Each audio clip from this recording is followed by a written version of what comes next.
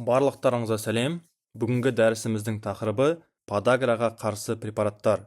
Біз бүгін подаграның даму механизмін, осы аурудың фармакотерапиясын, препараттардың жіктелуін және олардың әсер ету механизмдерін қарастырамыз. Ең алдымен, подагра дегеніміз не деген сұраққа тоқталайық.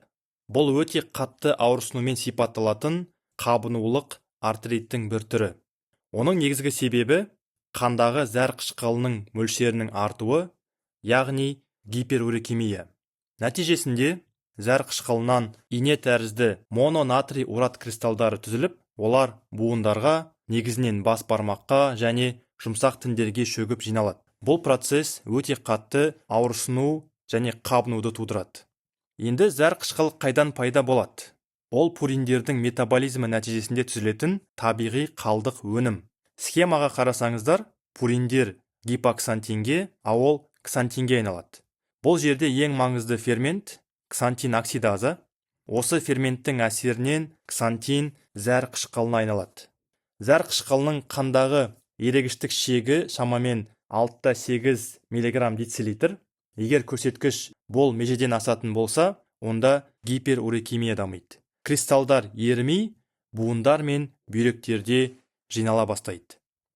Фармакологиялық тұрғыдан подаграны емдеудің бірнеше стратегиясы бар.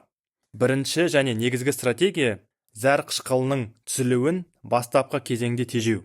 Бұл үшін біз ксантин оксидаза ферментінің жұмысын тежейтін заттар береміз. Бұл топтың негізгі өкілдері аллопуринол және фебуксостат. Бұл дәрілер қалай жұмыс жасайды? Олар ксантин оксидаза ферментін тежейді, яғни зәр қышқылының пайда болуын баяулатады.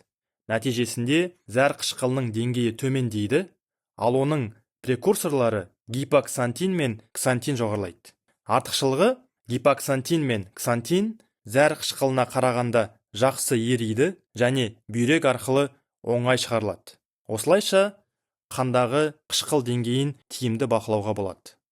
Аллопуринол пуриннің аналогы, ол ферментті бәсекелестік жолмен тежейді. Ол ағзада белсенді метаболит оксипуринолға айналады.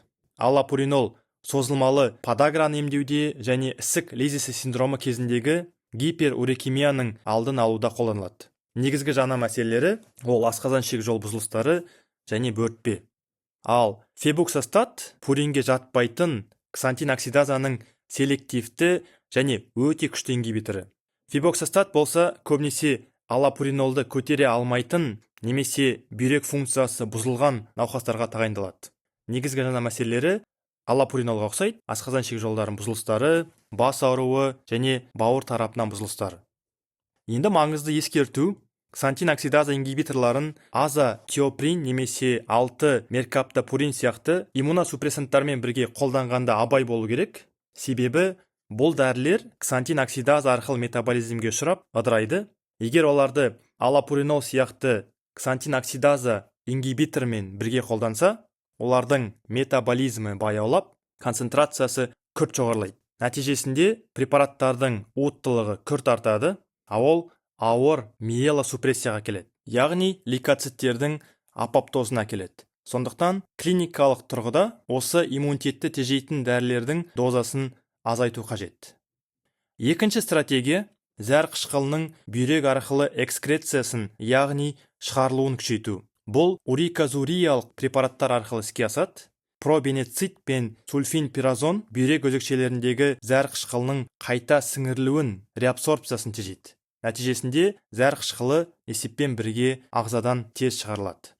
Пробенецит және сульфинпиразон препараттарын аспирин, пенициллин және цефалоспориндермен бірге қолдану қауіпті. Себебі аспирин пробенециттің әсерін жояды. Нәтижесінде несеп қышқылы денеден шықпай, деңгейі көтеріліп кетеді. Бұл уриказуриялық парадокс деп аталады.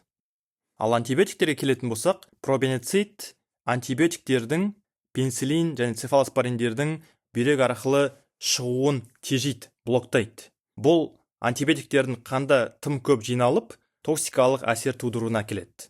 Бірақ кейбір кезде пробенецит препараты пенициллиндермен бірге қосып беріледі. Мақсаты пенициллиндердің ағзада ұзағырақ сақталуын қамтамасыз ету. Бірақ дегенмен пробенецит қабылдап жүрген пациенттер бұл дәрілерді сақтықпен қолданған жөн. Үшінші стратегия рекомбинантты урат оксидаза ферменттерін қолдану. Бұл зәр қышқылын тікелей ыдырату әдісі. Жалпы, зәр қышқылы суда өте нашар ериді, соған байланысты бүйрек арқылы нашар шығарылады. Пеглотиказа және расбуриказа зәр қышқылын суда жақсы еритін алантаинге айналдырады. Алантаин ағзадан бүйрек арқылы жылдам және еш қиындықсыз шығады. Бұл препараттар әсіресе пеглотиказа негізінен ауыр және емге көнбейтін подагра жағдайларында қолданылады. Ал расбуриказа ісік лезесі синдромын емдеуде қолданылады. Бірақ бұл препараттардың кейбір қауіптері бар. Ең басты қауіп анафилаксия. Сонымен қатар абсолютті қарсы көрсеткіш ол глюкоза 6 фосфат дегидрогеназа тапшылығы. Мұндай жағдайларда ем ауыр гемолизге және метгемоглобинемияға келуі мүмкін, сондықтан дәрігер қатаң бақылау жүргізу керек. Жедел подагралық ұстама кезінде біздің стратегиямыз алдымен қабынуды басып, ауырсынуды жеңілдету. Зәр қышқылының деңгейін азайту басты мақсат емес, сондықтан жедел ұстама кезінде қабыну каскадын бақылауға алатын препараттар қолданылады. Оларға бірінші қатардағы препараттар қабынуға қарсы стероидты емес препараттар және глюкокортикоидтар жатады, ал екінші қатардағы немесе резервтік препарат колхицин жатады.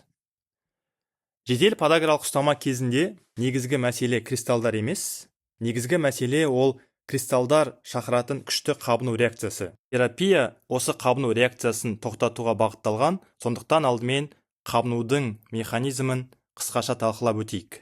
Фосфолипаза А2 ферменті әсерінен арахидон қышқылы түзіледі, ал циклооксигеназа ферменті арахидон қышқылынан простагландиндерді синтездейді. Ал простагландиндер болса қабыну, ауырсыну шақырады.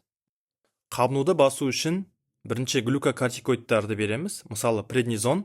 Глюкокортикоидтар фосфолипаза А2-ні тежейді, сол арқылы қабынуды өте жылдам басады. Ал екінші, қабынуға қарсы стероид емес заттар, мысалы индомитоцин, олар циклооксигеназа ферментін тежеп, простагландиндер синтезін тоқтатады.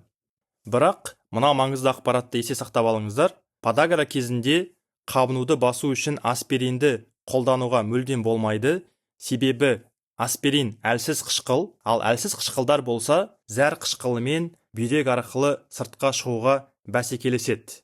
Аспирин зәр қышқылының сыртқа шығарылуын тежейді, сол арқылы қанда зәр қышқылының жиналуына немесе артуына алып келеді. Екінші қатардағы немесе резервтік препарат ол колхицин, оның механизмі ерекше, ол жасуша ішіндегі тубулин белогымен байланысып, микротүтікшелердің полимеризациясын тежейді. Бұл нейтрофилдердің буынға миграциясын, яғни қозғалысын тоқтатады. Нәтижесінде қабыну ошағына жаңа жасушалар жиналмайды, нейтрофилдер келмесе қабыну басылады.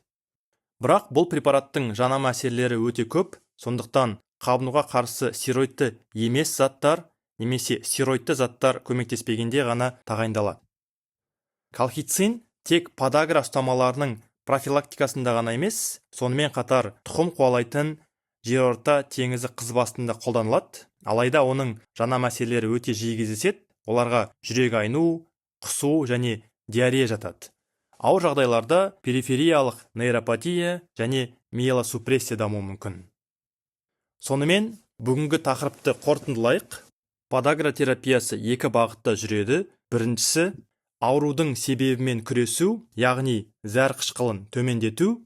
Екіншісі, жедел ұстама кезіндегі қабынуды басу. Бірінші бағыт бұл ағзадағы зәр қышқылының мөлшерін төмендету, және ол 3 жолмен жүзеге асады. Бірінші, түзілуін азайту. Мұнда ксантин оксидаза ингибиторлары қолданылады. Негізгі препараттар аллопуринол және фебуксостат.